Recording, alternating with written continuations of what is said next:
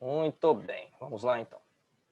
Bom, a primeira aula, ou melhor, a aula passada, nós estudamos sobre duas características fundamentais a respeito de Deus.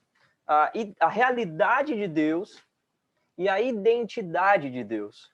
Depois, se possível, recapitule com o material que tu tens, ou mesmo com a aula gravada, os detalhes do que estudamos. Nós vamos continuar agora na segunda parte dessa aula, então tratando sobre Deus, aqui a parte 2, vimos a realidade de Deus e a identidade de Deus, e hoje nós vamos observar a transcendência de Deus. Bom, há atributos que pertencem a Deus como Deus. Eles não são compartilhados de modo algum com o homem, nem são comparáveis a algo que exista no mundo. Quando falamos sobre a transcendência de Deus, a palavra se aplica muito bem, porque Deus transcende, vai além do que a nossa compreensão e tudo o que nós conhecemos e até o que não conhecemos naquilo que Deus criou. Nós conhecemos muito pouco sobre o universo criado por Deus, ou o terceiro céu, o segundo céu, o firmamento. No entanto, há atributos de Deus que são reservados exclusivamente a Ele e o definem como Deus. Vamos discorrer um pouco mais sobre isso para compreender melhor esse conceito. Luiz Berkhoff, um teólogo que eu quero apresentar a vocês hoje, um teólogo do século XIX, ele nasceu em 1873 e morreu em 1957, foi um dos mais profícuos teólogos desse período e um dos que conseguiu alcançar, com a sua teologia, muitos irmãos. Podemos dizer que o Berkhoff trouxe uma teologia sistemática muito acessível à igreja naquela época, contendo todos esses temas que nós temos estudado. Ele diz a respeito dos atributos incomunicáveis. Um atributo incomunicável é aquele para o qual não há nada análogo na criatura, ou seja, não existe nada que possamos usar para fazer uma analogia, uma alusão em relação aos atributos incomunicáveis de Deus. Por incomunicável, nós compreendemos que não conseguimos entender e absorver, porque Deus é muito grande.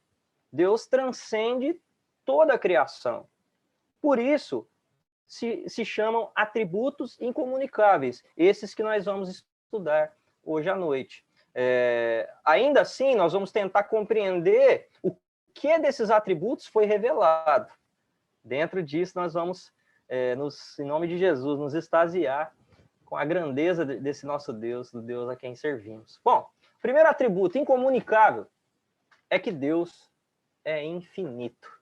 Deus não tem finitude, Deus não tem fim. Deus é muito grande. Nós percebemos dentro desse atributo que Deus é ilimitado e irrestrito. Não há nada, não há limites para Deus, não há nada que o limite, e não há nada que o impeça, não há nada que o restrinja. 1 Reis, nós vamos ler vários versículos hoje à noite. Eu quero tentar ir um pouco mais devagar para a gente absorver o máximo dessas implicações. 1 Reis 8, 27, e esses versículos são muito esclarecedores. Que diz assim: contudo, será possível que Deus habite na terra? Nem mesmo os mais altos céus podem contê-lo, muito menos este templo que construí. Então nós vemos aqui palavras do rei Salomão, um homem muito sábio, o homem mais sábio do seu tempo e talvez de todos eles. Claro que em sabedoria, só o Senhor Jesus é que o transcendeu, muito provavelmente, mas ele faz uma indagação aqui. Será possível que Deus habite na terra, se nem os mais altos céus podem contê-lo? E é interessante porque aqui, note como o Espírito Santo revelava a grandeza de Deus aos seus homens. Porque o conhecimento que nós temos hoje a respeito do universo é um conhecimento muito privilegiado. Nós sabemos que existem milhões e milhares de galáxias, né? E dentro dessas galáxias, milhares de planetas, de estrelas. Mas Salomão, ele não tinha esse conhecimento que nós temos com fotografias do telescópio Hubble, fotografias da NASA. Nós somos privilegiados nesse sentido, porque conseguimos enxergar mais do que Salomão viu. Mas ele teve uma revelação dos altos céus. Ele estava se referindo ao firmamento, ao lugar onde estão as estrelas, que hoje nós sabemos que o que às vezes imaginamos que é uma estrela, na verdade se trata de uma galáxia. Ele teve o entendimento de que esse Deus não poderia habitar num templo feito por mãos humanas, porque nem o firmamento era capaz de enquadrá-lo, nem o firmamento era suficiente para comportá-lo. Não há restrições para Deus.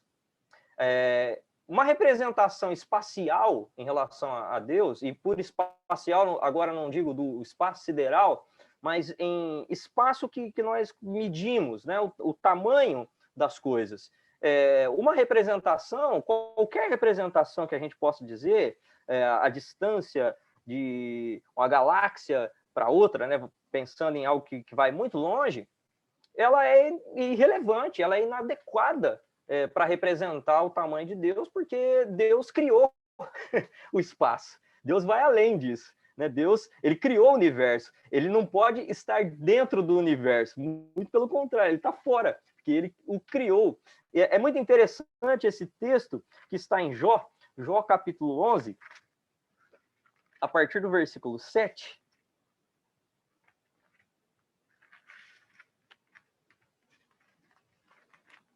Que diz o seguinte: acaso você pode desvendar os mistérios de Deus? Mais uma indagação, né? Me parece que os homens de Deus que receberam revelação da grandeza de Deus, eles usavam muito essa técnica na sua literatura também, né? na sua fala, indagando. Acaso você pode desvendar os mistérios de Deus e descobrir tudo sobre o Todo-Poderoso? Agora ele responde, ou melhor, agora ele faz uma outra pergunta. Esse conhecimento é mais alto que os céus. Ele começa nessa pergunta a dar respostas, né? Esse conhecimento é mais alto que os céus, e o que você pode fazer? Então aqui a natureza de Deus, o atributo incomunicável, ele vai ganhando uma mínima percepção, ou melhor, a percepção possível da sua infinitude. Ele avança ainda e vai dizer que não só os mais altos céus definem a grandeza de Deus, ou melhor, a grandeza de Deus vai além do que os mais altos céus, mas também é mais profundo que o abismo. Né? E aqui ele está falando do abismo como profundezas da morte, como aquele lugar que é desconhecido, mas é o lugar relacionado à morte, um lugar que talvez, em muitos contextos, ele não tem um tamanho definido, mas deve ser extremamente profundo. Deus não se limita por isso. Se Deus é mais vasto que a terra e mais amplo que o mar. Então nós vemos Jó fazendo indagações e trazendo respostas, e respostas complexas, onde ele tenta fazer uma alusão às coisas mais maravilhosas da criação, e ainda assim elas são pequenas diante da infinitude do nosso Deus. Deus vai muito além das dimensões máximas daquilo que foi criado, porque afinal ele é o Criador, foi ele que deu forma a todas essas coisas, né? Que conta o tamanho do universo de palmo a palmo, ou seja, mesmo dentro dessa aplicação, a palma da mão de Deus é só mais uma figura de linguagem, porque ele é muito maior do que isso. De fato, é um mistério, como o Jó coloca muito bem aqui no início desse trecho. Deus deve ser, portanto, exaltado pelos louvores do seu povo. Um Deus grande assim não pode passar em branco. Um Deus que é grande assim, ele precisa ser enaltecido, exaltado. Ele é exaltado pela sua criação. E nós, enquanto criação, e uma criação que é inteligente, na nossa mínima concepção de entendimento da infinitude de Deus, nós precisamos permitir que isso nos leve a exaltá-lo. Salmo 57, versículo 5, nos ajuda a compreender mais. Que diz assim, ó, ser exaltado, ó Deus. Aqui é o salmista, dizendo, ser exaltado, ó Deus. Onde? Acima dos mais altos céus. Que a tua glória brilhe sobre toda a terra. É uma comparação ao brilho do sol, mas ele não é o sol. Há religiões que acreditam que há um Deus que é o sol. Ele criou o sol, a sua luz é mais intensa que a luz do sol. Acima dos mais altos céus, que a tua glória brilhe sobre toda a terra. Mesmo aqui, nesses mais altos céus, nesse brilho do sol, mesmo ali, o nome de Deus está acima de todo louvor terreno. Os nossos louvores, em alguns momentos, eles não têm condições de definir a infinitude de Deus. As nossas palavras, em determinado momento, se perdem por causa da grandeza de Deus. Neemias, ele vai dizer algo maravilhoso. E mais uma vez, por uma ação do Espírito Santo na vida de um homem de Deus. Porque o Neemias, ele vai dizer isso depois de voltar do exílio. Ele vai dizer isso depois de encontrar uma Israel sem glória nenhuma, com os muros caídos, o templo destruído, sem muitos motivos, sabe? Às vezes na nossa vida, as coisas se encontram assim. A gente não está tão extasiado com Deus, muitas vezes em virtude do que observamos ao nosso derredor. Né? Se existem situações na nossa vida que estão despedaçadas, se o nosso coração está despedaçado, nós olhamos as circunstâncias e permitimos que o tamanho de Deus diminua para nós, aqui dentro de nós. Mas Neemias, pelo Espírito, ele conseguiu entender que Deus é infinito, independente das circunstâncias. No capítulo 9, versículo 5, Bom, é um versículo bastante extenso, mas eu vou ler aqui o trecho que diz a partir do seguinte momento: louvado seja teu nome glorioso, exaltado seja acima de toda bênção e louvor. Somente tu és Senhor, fizeste o céu e os céus além do céu, e todas as estrelas.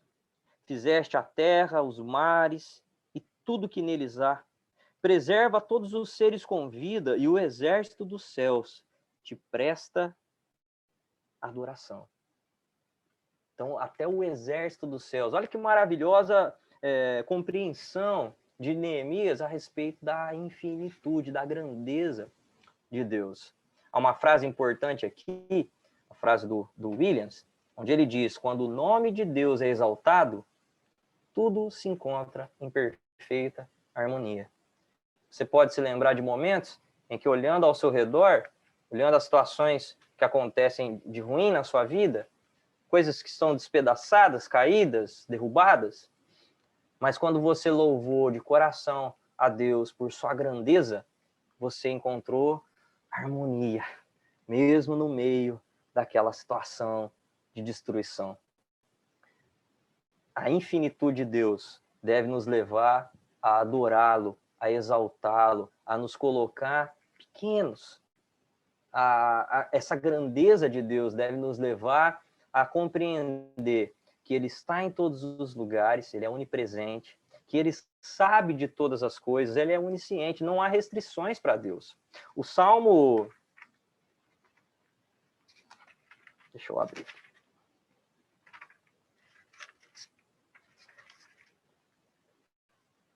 Salmo 139 é uma aula a respeito de características e atributos incomunicáveis de Deus e da infinitude de Deus.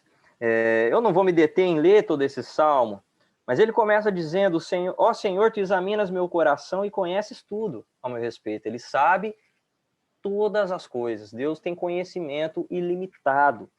Sabes quando me sento e quando me levanto, mesmo de longe, conhece meus pensamentos. Tu me vês quando viajo e quando descanso. Sabes tudo o que eu faço. E aí Davi começa a dizer que se ele tentasse esconder de Deus, tem como. Deus vê tudo e sabe tudo. Não há limites e nem restrições para a sua infinitude. Leia depois, inclusive essa vai ser uma sugestão de atividade para nós no final, tá bom? Vai ser uma atividade pautada em cima do Salmo 139.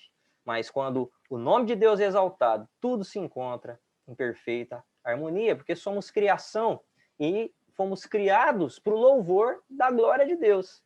Mas quando perdemos a ideia da infinitude de Deus, também perdemos condições de louvar a Deus com a dignidade que ele tem. Claro que é impossível louvar a Deus dentro de toda a dignidade que ele tem, mas nós precisamos nos colocar humildemente diante dele e adorá-lo por sua grandeza. Há um paradoxo na vida cristã, falando sobre a humildade, que nós podemos perceber quando comparamos Isaías 2:11 e Mateus 23:12. Eu quero fazer esse exercício junto com vocês. Portanto, vamos ler Isaías capítulo 2.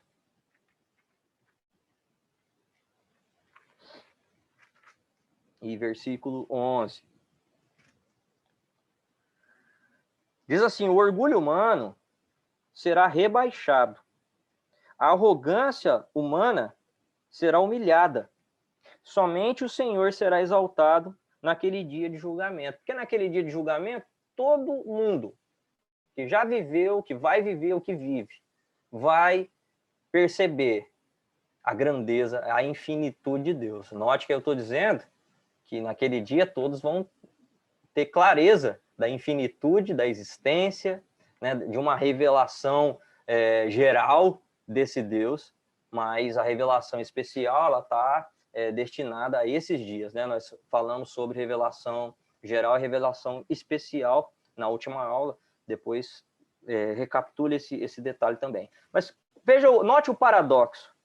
O orgulho humano vai ser rebaixado, a arrogância humana vai ser humilhada e só o Senhor vai ser exaltado. Agora, quando vamos para o Evangelho de Mateus, no capítulo 23, versículo 12, veja o que diz. Pois os que se exaltam serão humilhados, e os que se humilham serão exaltados. Então existe esse paradoxo na vida cristã. Quem vive com a consciência de que Deus existe, de que ele é o Criador, mas, além disso, ele é infinito, de uma maneira tão maravilhosa, como o rei Davi vai definir lá no Salmo 139, algo que é maravilhoso demais para ele poder compreender na sua plenitude, nós nos colocamos pequenininhos diante de Deus. É importante fazer com que essa característica de Deus prevaleça sempre, que esse atributo incomunicável se mantenha sempre aqui, na nossa mente e coração, para que possamos viver uma vida humilde diante de Deus, sabendo que em sua infinitude e grandeza, ele nos amou. Daqui a pouco nós vamos falar sobre isso. Eu quero avançar então com vocês a respeito dessa questão da transcendência de Deus. Bom, Deus é infinito, mas ele também é eterno. Aqui,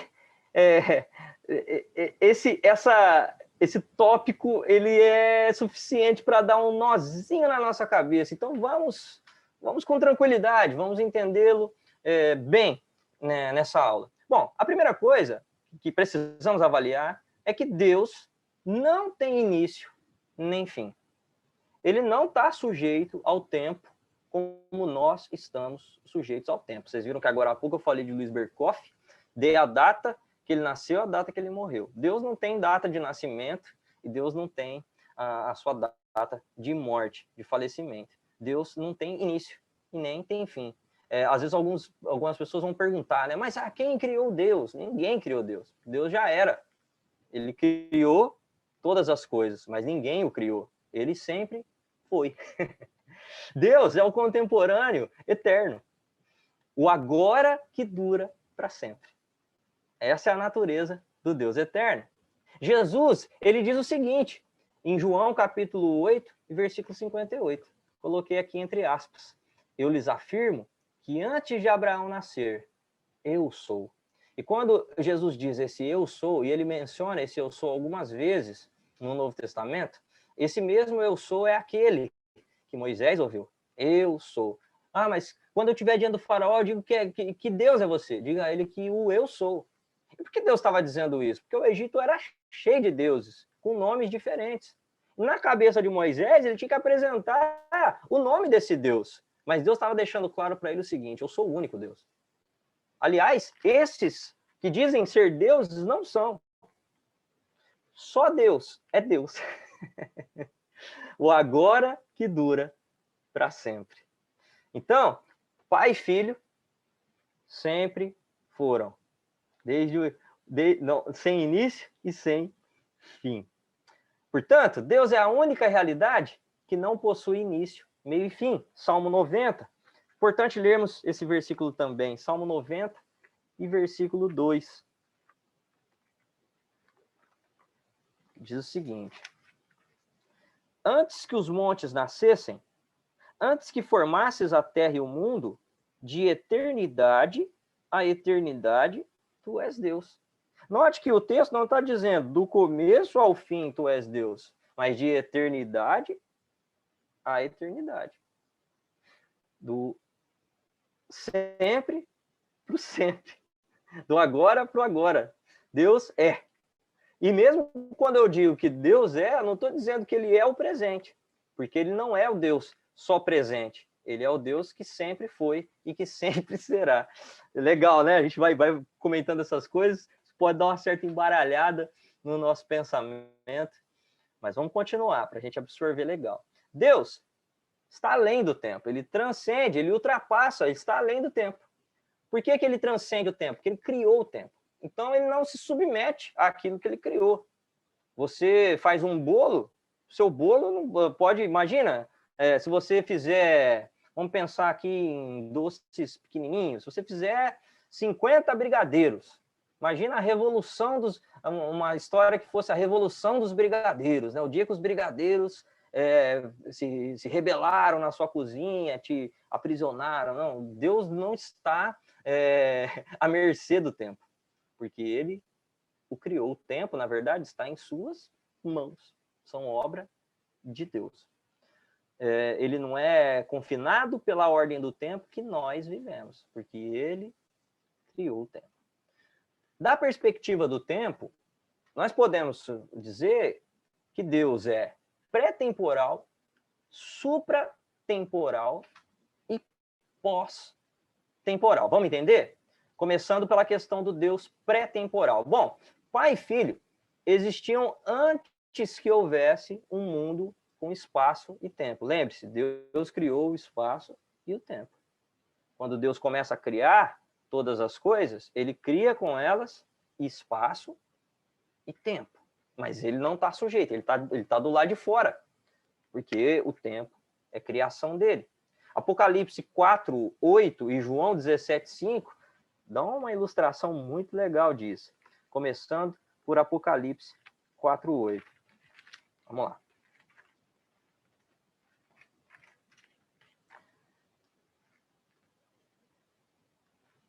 Cada um dos seres vivos tinha 6 asas inteiramente cobertas de óleo por dentro e por fora. Dia e noite repetem sem parar: Santo, Santo, Santo é o Senhor, Deus Todo-Poderoso, que pode fazer tudo, tem poder para fazer qualquer coisa. Que era, que é e que ainda virá. Então, ele é o Deus pré-temporal. Era antes do tempo existir. João 17:5 nos dá uma outra ilustração bem interessante. Evangelho de João. 17:5.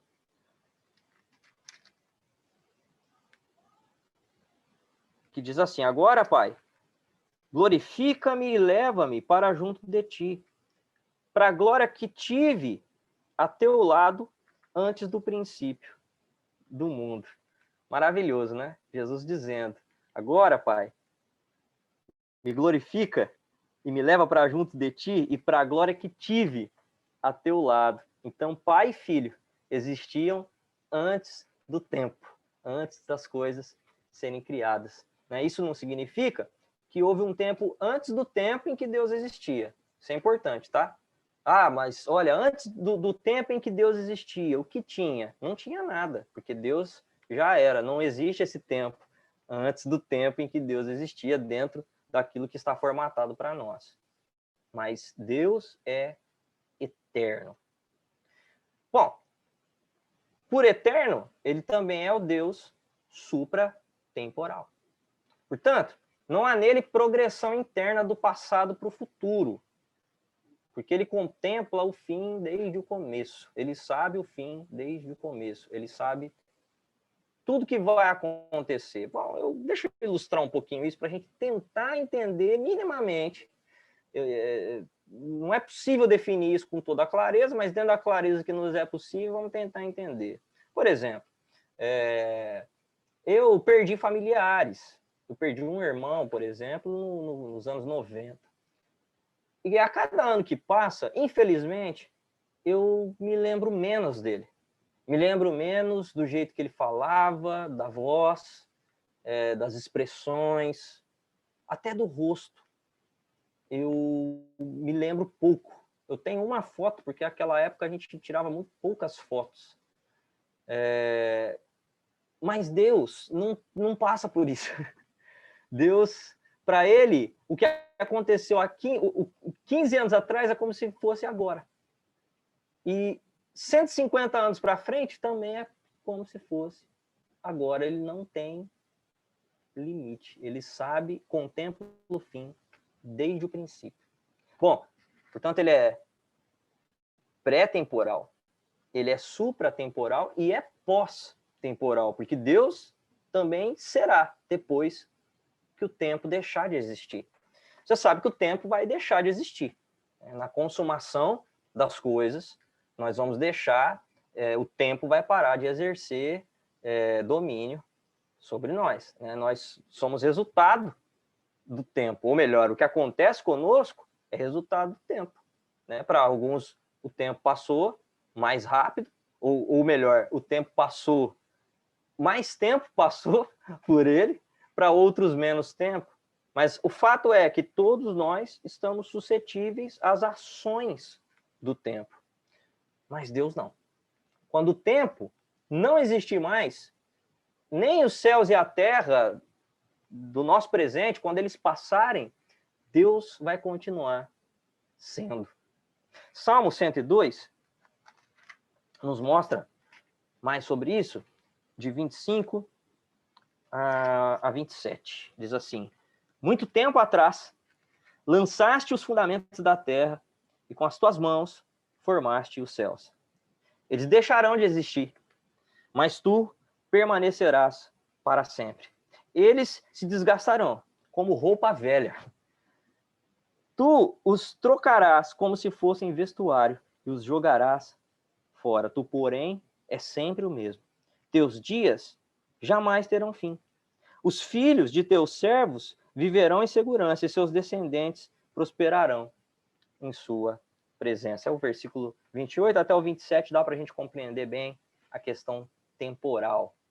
Bom, há um perigo quando nós falamos do Deus eterno, do Deus que não sofre a ação do tempo, do Deus que contempla o fim desde o começo.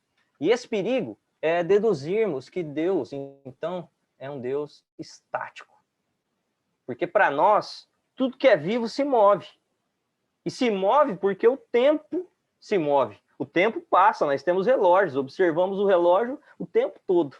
Nós observamos o dia nascer e escurecer, e anoitecer. Mas lembra que Deus não está suscetível a isso? E aí, às vezes, nós pensamos que, porque Deus não está sujeito a isso, então ele não vive. Mas nós vimos na aula passada, em relação à identidade de Deus, que ele é o Deus vivo. E ele é tão vivo que ele interfere no tempo que é destinado à humanidade. Eu preciso alertar você que há uma crença, uma fé, e homens famosos acreditavam nisso. Eu coloquei aqui, eu sublinhei aqui, inclusive, que é o deísmo. O que é o deísmo? É uma crença onde alguns homens, entre eles, na história, Thomas Jefferson, Benjamin Franklin, eram adeptos ao deísmo. Eles acreditavam na existência de Deus. Para simplificar, o deísmo vai dizer que Deus criou as coisas e foi embora. E que agora ele está lá, estático, parado, ele está só vendo o que vai acontecer. Ele, gente, eu criei tudo, dei a toda a minha criação, leis naturais que vão fazer as coisas acontecerem. Então a Terra vai gravitar em torno do Sol, ao redor de si mesma, ela vai girar e 365 dias vão passar e vai ser um ano, a gravidade vai segurar todo mundo lá e vai fazer com que, conforme o tempo passe, a gravidade cause cada vez mais efeito. Então ele deu leis naturais para que as coisas acontecessem. E quem é deísta acredita nisso, que Deus não vai interferir em nada. Mas se Deus não interfere em nada, nós temos um problema, que é o problema de um mundo sem Deus. Deus não interfere nesse mundo. E se Deus não interfere nesse mundo, não há milagres, certo? Porque o milagre é o quê? É uma interferência sobrenatural. E quem interfere sobrenaturalmente? Deus. Né? Com poder, com soberania. Deus. E se temos um mundo sem Deus, também temos um mundo sem senso moral. E lembra que na última aula nós vimos que por causa da revelação geral, há uma moralidade, um senso de moralidade dentro do homem? Então, o perigo do deísmo é esse. É um mundo onde Deus não interfere. Um mundo onde não há milagre, onde não há moralidade. Portanto, um mundo que pode tudo. É algo que eu citei homens do passado, mas ainda há fagulhas de deísmo por aí. Não só do deísmo, né? Mas daqueles que vão dizer, Deus é o universo? Não, claro que não, ele criou o universo. Deus é o tempo. Aliás, tem uma série muito boa no Netflix, que é uma brincadeira a respeito do tempo. Né? Não é bem uma brincadeira, né? É uma coisa meio de romance alemão, né? Eu estou tentando lembrar o nome dessa série agora, me fugiu. Mas Dark é o nome da série. Em Dark, todo o roteiro daquela série passa por questões de tempo. E eles vão tentando, inclusive, criar universos paralelos em relação ao tempo. Mas Deus não é o universo paralelo, nem a energia. Existem outras crenças que vão dizer que Deus está nessas coisas, ele é essas coisas. O pensamento grego, por exemplo, Aristóteles diria, ou melhor, dizia, que Deus era o motor inicial, ou o motor que está estático, o motor estático. O motor imóvel. Então, ele cria, mas ele não participa, o que não é verdade. Deus é eterno, não está sujeito ao tempo, criou o tempo, mas ele entrou no nosso tempo. Ele se preocupa, ele é um Deus ativo, que entrou em nosso tempo e se preocupa com as ações do tempo, os efeitos do tempo na humanidade. E note, ele tanto se preocupa que ele decidiu saber como é passar pelo tempo. Então, em Cristo, Deus viveu por 33 anos e voltou a ser eterno. Mas como homem, suscetível a todas as coisas, ele sentiu a ação do tempo na sua própria pele. Deus é ativo uma vez que entrou em nosso tempo e espaço, através de Cristo. Quem habita nele tem seu suporte e força. O tempo passa e ele vai desconstruindo muita coisa, ele mexe com a gente. O tempo nos dá insegurança, o tempo nos nos dá uma série de aflições. Mas como Deus entrou no nosso espaço e no nosso tempo e habita por meio do seu Espírito em nós, ele pode ser, e ele é, o nosso suporte e a nossa força. A força do tempo pode mexer conosco naquilo que diz respeito ao nosso exterior, mas aqui no nosso interior, onde habita Deus em nós, ele nos fortalece e ele também nos dá suporte. Por isso eu preciso ler Deuteronômio 33,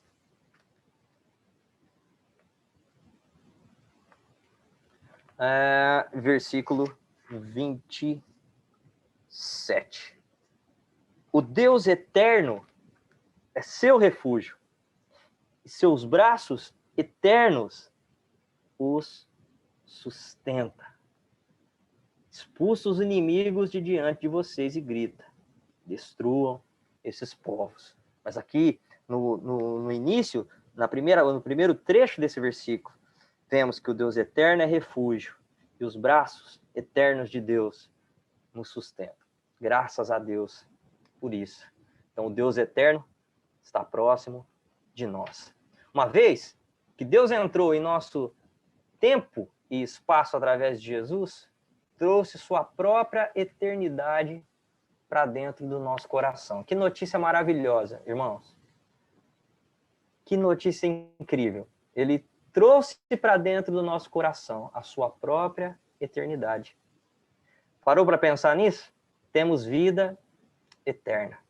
Nós não somos infinitos, não somos eternos, como é Deus, que não tem fim nem começo. Mas a nova vida em Cristo nos deu infinitude. Seremos também eternamente companheiros de Deus. Temos vida eterna. Quando o tempo deixar de existir, vamos continuar vivendo com Ele para sempre. Aleluia, né? Glória a Deus. Que notícia boa. Que importante é. Eu faço questão de, a cada característica, a cada atributo incomunicável de Deus, deixar essa aplicação para que a gente não tenha somente a informação sobre Deus, mas como essa informação afeta a nossa vida cristã. Bom, vamos para a parte C, que vai falar do Deus imutável, mas eu quero fazer uma rápida pausa aqui para responder perguntas, se tivermos, ok? Então, se você tem uma pergunta, eu vou dar uma bicadinha nesse chá aqui para te responder na sequência.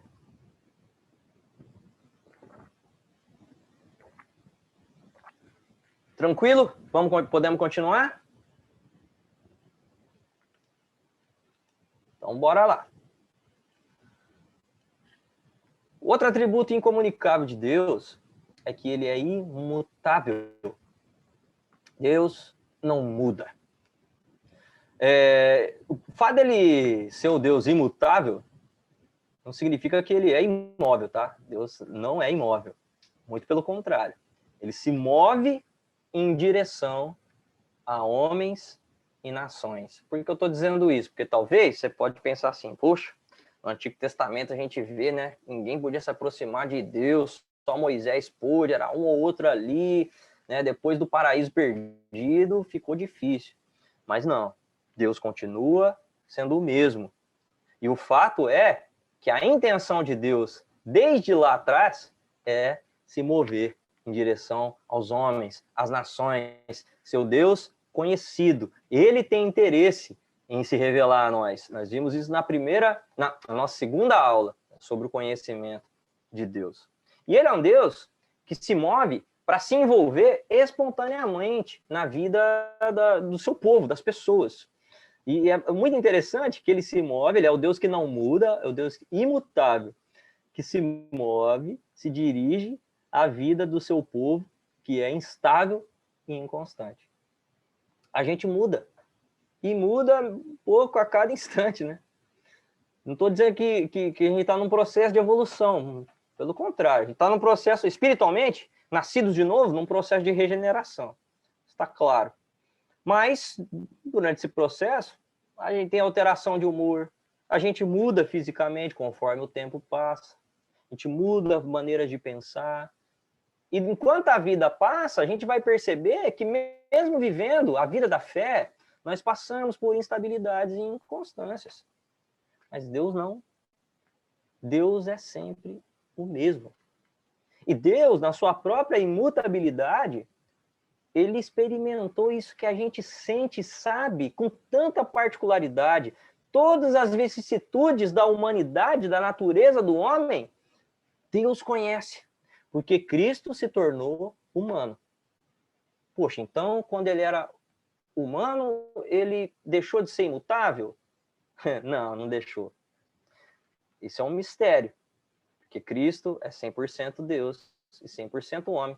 Ano passado nós tivemos essa aula, mas nós vamos ter essa aula esse ano de novo, para compreender também essa característica de Cristo, no máximo que a gente puder compreender, porque isso também é um mistério, mas ele sabe, ele conhece as instabilidades e as inconstâncias, pelo menos a força que isso exerce na natureza humana. Porque Cristo se dirigiu ao nosso mundo, Cristo se dirigiu ao nosso encontro.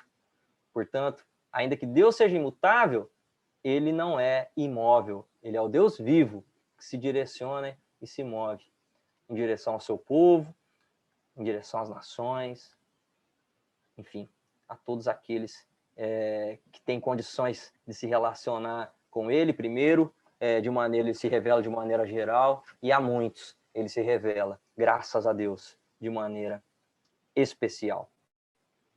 Essa é uma verdade importante num mundo onde as pessoas estão sobrecarregadas pelas mudanças contínuas, pelas instabilidades da vida, né? Inclusive está errado aqui, ó. Aqui tá estabilidades da vida, mas é instabilidades da vida.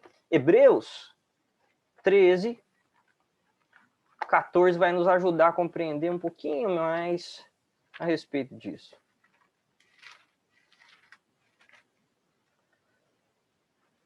Está escrito assim, ó: pois não temos nesse mundo uma cidade permanente. Aguardamos a cidade por vir. Essa é uma sensação interessante, irmãos. Eu, antes de me mudar para Imbituba, minha família, a Michelle e meus filhos, eles vieram para cá um mês antes. E eu fiquei em Ribeirão Preto, que é onde eu morava, por um mês, resolvendo as últimas coisas, né?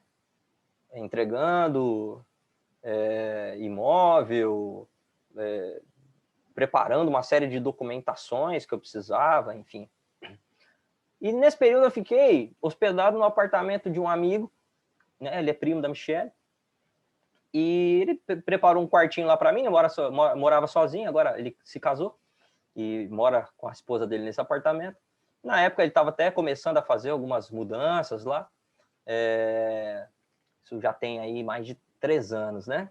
E era muito estranho, porque eu estava ali, mas eu sabia que eu ia mudar, eu sabia que aquele não era meu lugar definitivo.